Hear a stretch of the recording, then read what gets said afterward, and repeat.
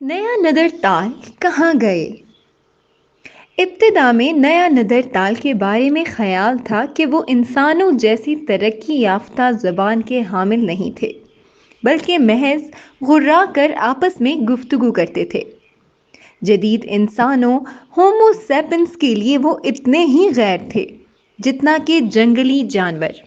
इनकी मादूमियत के बारे में ख्याल था कि जदीद इंसान ने वसाइल पर तसल्लुत की जंग में कत्लो आम करके इनकी नस्ल कशी की। बीबीसी की मशहूर documentary series BBC history of the world में भी आखिरी नया नदर ताल को जदीद इंसानों के हाथों बर्छियां मार मार कर कत्ल करते दिखाया गया है।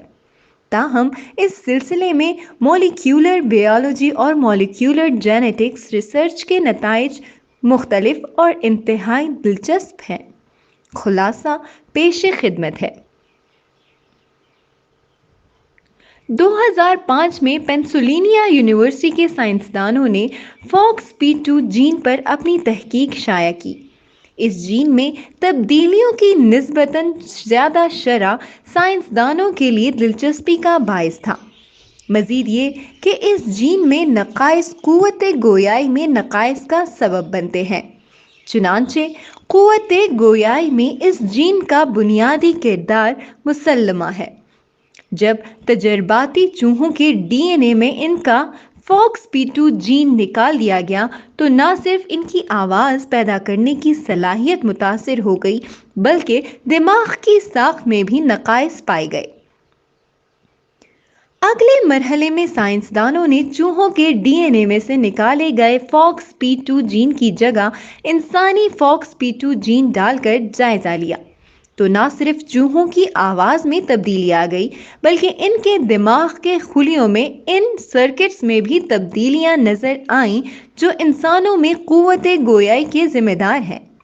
जब इंसानी FOXP2 जीन के प्रोटीन का चिंपैंजी के मुतालिका प्रोटीन से मुतकाबल किया गया तो सिर्फ 2 जगहों पर छोटी सी तब्दीलियां नजर आईं।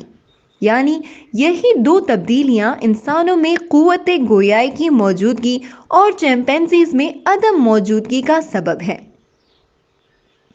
2010 में जब जनूबी साइबेरिया से मिलने वाले नया नदर ताल की फॉसिल हड्डी से डीएनए हासिल करके इनका जेन्युइन सीक्वेंस किया गया, जेन्युइन डीएनए से बना होता है और ये किसी भी जानदार के तमाम जीन्स और इन जीन्स को रेगुलेट करने वाले अनासिर पर मुश्तमिल होता है। जब नया नदर ताल के FOXP2 जीन का जायजा लिया गया तो इससे बनने वाला प्रोटीन बिल्कुल जदीद इंसान के प्रोटीन जैसा ही था। दोनों में बिल्कुल कोई फर्क नहीं मिला। अगर प्रोटीन मुख्तलिफ नहीं है तो नतीजतन क़ुव्वत गोयाई के लिए जिम्मेदार दिमागी सर्किट्स भी मुख्तलिफ नहीं होंगे। इसका मतलब है कि नया नदर ताल सिर्फ गर्राती हुई मखलूक नहीं थी, वो बोल सकते थे और इनमें जदीद इंसानों के साथ रहने की सलाहियत मौजूद थी।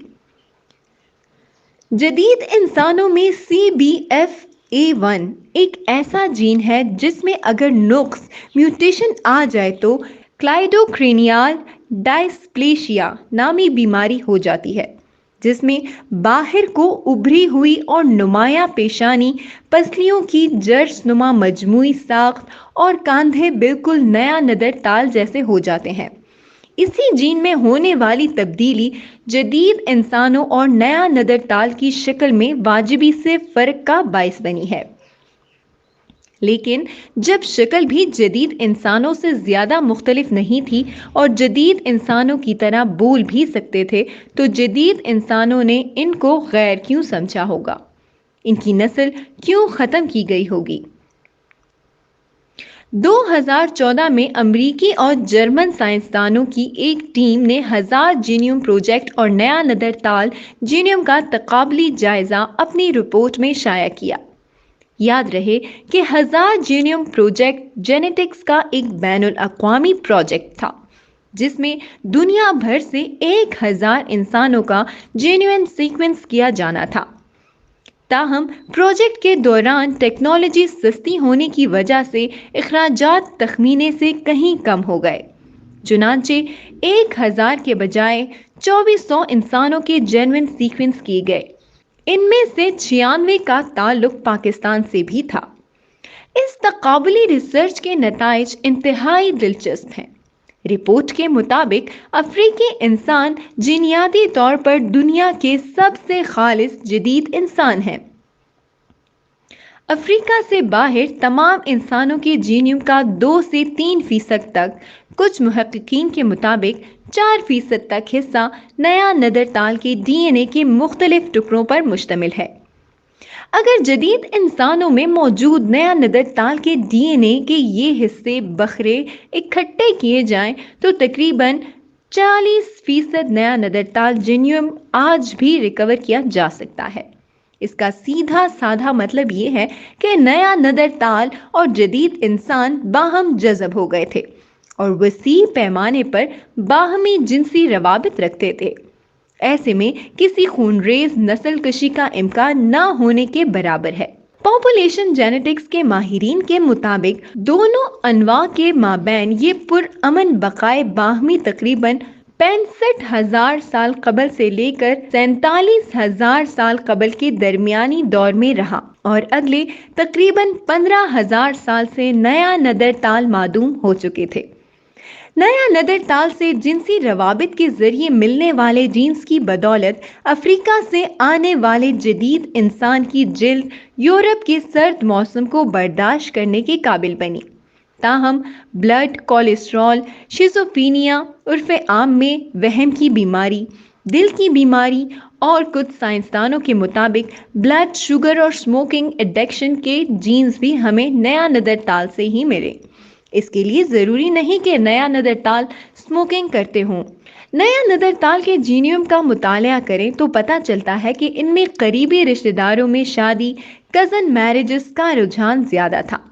शायद इसी वजह से मज़कूरा बाला बीमारियों के अलावा दूसरी बीमारियां भी वक्त के साथ साथ इनमें जमा होती गई।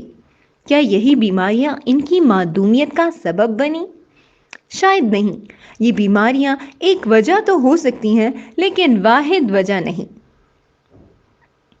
इंसानी डीएनए का जायजा लिया जाए तो मर्द तौलीदी आज़ा टेस्टिस में एक्सप्रेस होने वाले जीन्स में नया नदरताल से आया हुआ डीएनए ना होने के बराबर है, जिसका मतलब है कि इनके मर्द तौलीदी आज़ा में तौलीदी सलाहियत जदीद इंसानों जितनी नहीं थी और ये जदीद इंसान के तौलीदी आज़ा से नेचुरल सिलेक्शन में हार गए। मजीद ये कि जदीद इंसानों के एक्स क्रोमोसोम पर नया नदरताल से आया हुआ डीएनए ना होने के बराबर है, चूंकि इंसानों के अलावा बाकी जानदारों में भी तौलीदी सलाहियत में कमी का सबब बनने वाले जीन्स की अक्सरियत एक्स क्रोमोसोम पर पाई जाती है।